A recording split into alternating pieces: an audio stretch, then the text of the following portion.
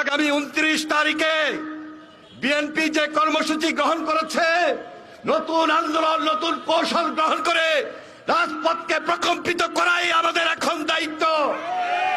আবার এই ফ্যাসিবাদের বিরুদ্ধে লড়াই সংগ্রাম করার জন্য সকল প্রস্তুতি গ্রহণ করুন।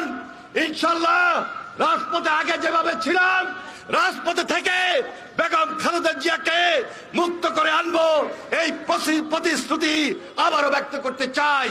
কারণ দেশনেত্রী বেগম খালেদা জিয়া মুক্ত হওয়া মানে বাংলাদেশ মুক্তি লাভ করা, এদেশের গণতন্ত্র মুক্তি লাভ করা, এদেশের জনগণ মুক্ত হওয়া।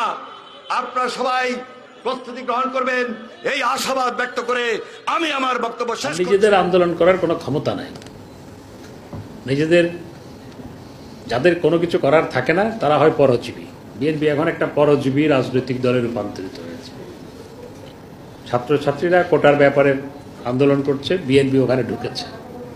শিক্ষকরা পেনশন নিয়ে আন্দোলন করছে, বিএনপি ওখানে ঢুকেছে। আমাদের সরকার কোটা ব্যবস্থা বাতিল করেছিল এবং ছাত্রছাত্রীদের দাবির প্রেক্ষিতে আমাদের সরকার কোটা ব্যবস্থা বাতিল করেছে। সেই কোটা ব্যবস্থা সরকার পুনর্বহাল করে নাই, এটি আদালত রায় দিয়েছে। যে আদালত বাংলাদেশে স্বাধীন, সর্বোচ্চ আদালত রায় দিয়েছে। তো আন্দোলনটা নিশ্চয়ই আদালতের বিরুদ্ধে হচ্ছে, কারণ সরকার তো বাতিল করে নাই।